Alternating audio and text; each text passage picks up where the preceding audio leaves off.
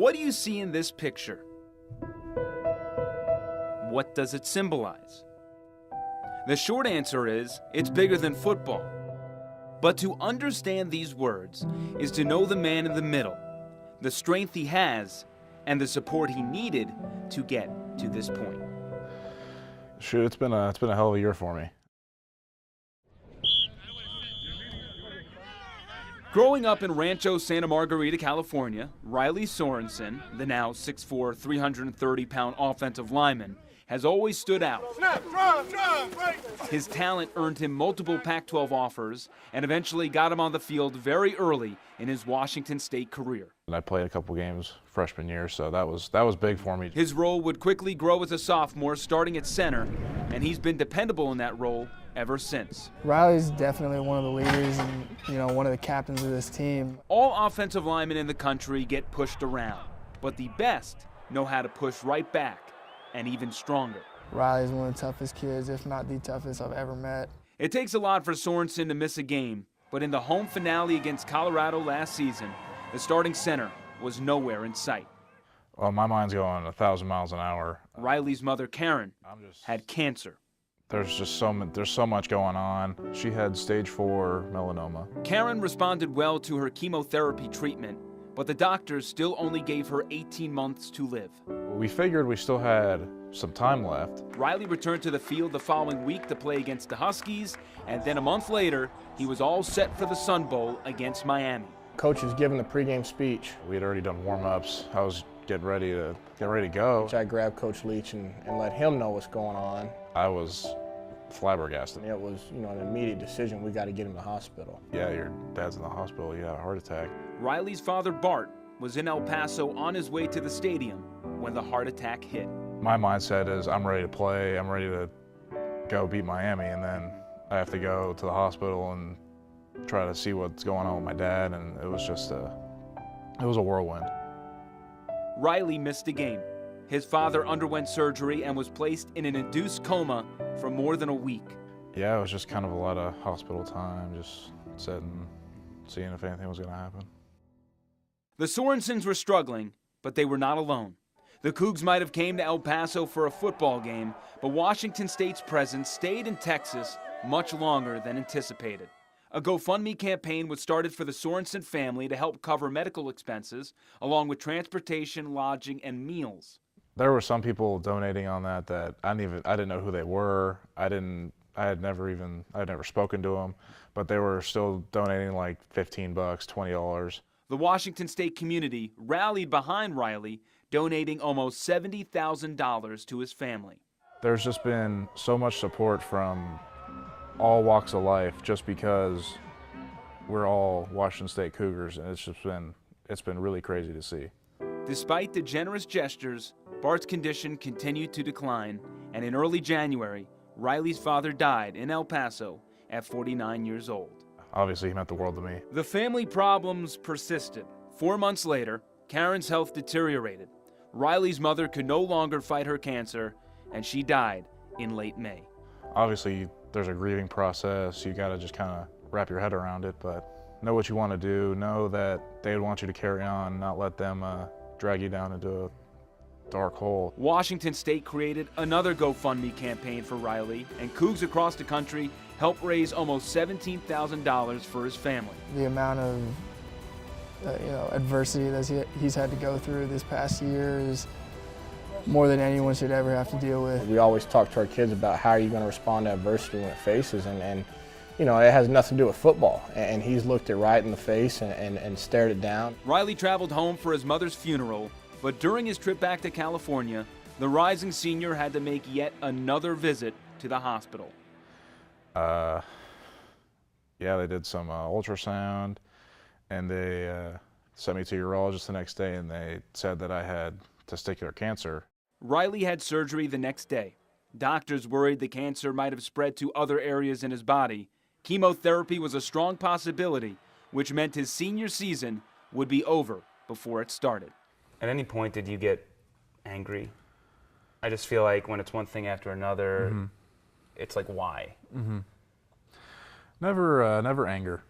I'm not really one to get angry or like super kind of rah-rah, emotional about everything.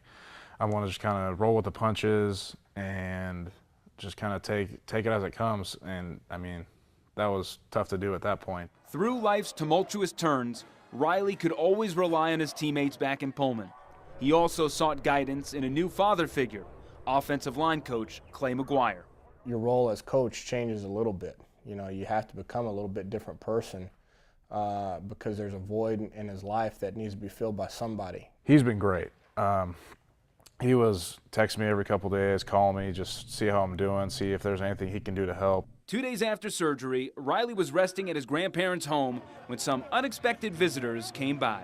While we were working summer camps in California, we were down there, and Coach Leach, it's probably 20, 25 of us, on staff, and he directed the bus up to Riley's house. They all walk in the door, and everyone in there's like, oh my gosh, where did this come from? We just basically wanted to go to let him know that, we're there for him in anything that happens. It led to this tweet.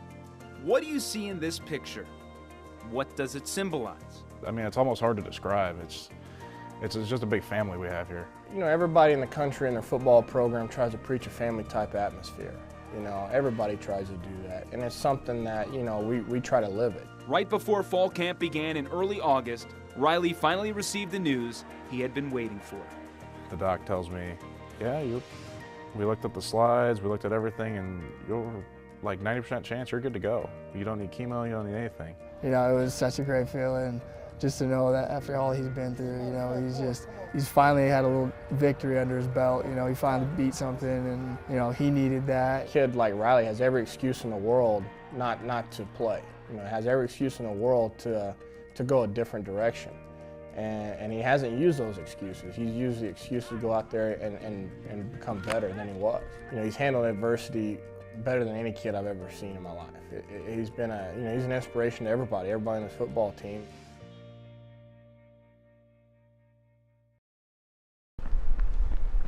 An Ironman is not defined by the miles he or she runs, but the heart it takes to finish. So I've heard it said that the true success of an Ironman is the ability to suffer. Amy Thorne understands the agony well. She completed the race back in 2014. Your body is capable of so much more than you think it is. The course is a fixed distance for all that compete, but sometimes the hardest part of the journey is the one to the starting line. After completing an Ironman, you really feel like you can do anything and nothing is impossible anymore. Growing up in South Dakota, Amy's love for running started at a very young age. She earned a Division I scholarship to North Dakota State and graduated in 2011. 2 years later, her stepbrother Kyle entered his first ever Ironman competition, and that's when Amy fell in love. Once I saw the Ironman race, I was just so inspired by it. Something in me just had to be a part of it. Amy signed up the very next day and would later move out to Coeur d'Alene. She began training 25 to 30 hours a week. And I think there's a lot of time to self-reflect, a lot of time to think during Ironman training. It was during these rigorous sessions that she decided to not only race, but race for a cause. December 16th, 2006, just started like a normal December morning. Amy's mother, Darlene, died unexpectedly from a mitral valve prolapse of the heart. That is and always will be probably the most difficult moment in my life.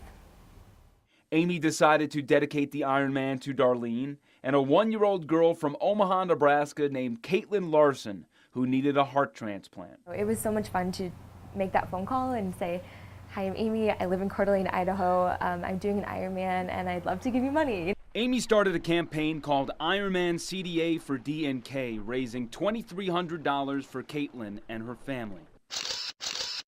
Thorne's competitive spirit showed up for the big day in 2014 as she finished in the top 20% of all runners with a time of 12 hours and 19 minutes. It was the hardest thing that I had ever attempted, mentally and physically. And I just remember thinking, if a 1-year-old can get through a heart transplant, like I can surely get through this race. The Ironman certainly had a personal impact on her life. She just didn't know how personal it was about to get. Raising money for a cardiac issue was really important to me. And it was also really ironic, and I didn't know it at the time, but 2 months down the road, I would actually be dealing with a medical condition myself.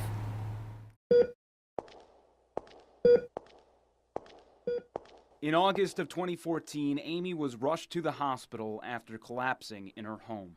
I didn't know my name, I didn't know where I was, I didn't know my dad's name or my birthday. Amy later got an MRI which showed a large white mass, something the neurologist said was a brain tumor. I don't know if there's words to describe the panic you feel, how scared initially it is.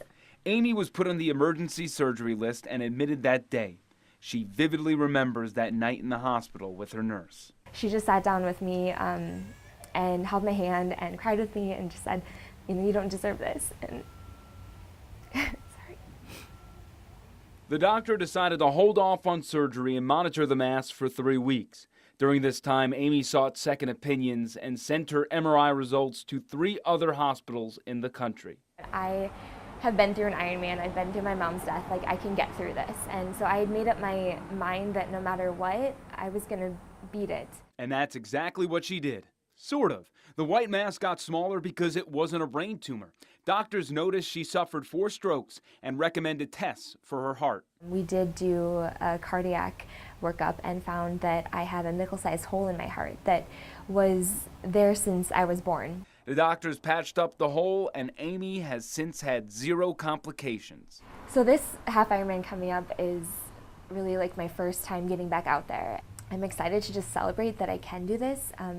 After going through that medical scare and being so close to death or losing my vision or being paralyzed. The 70.3 miles on Sunday is nothing compared to the 2-year journey it took to get back to the starting line. And it's a miracle that I'm even here today. I'm gonna continue to chase dreams and set my goals high and just realize that life is way too short to not chase the impossible.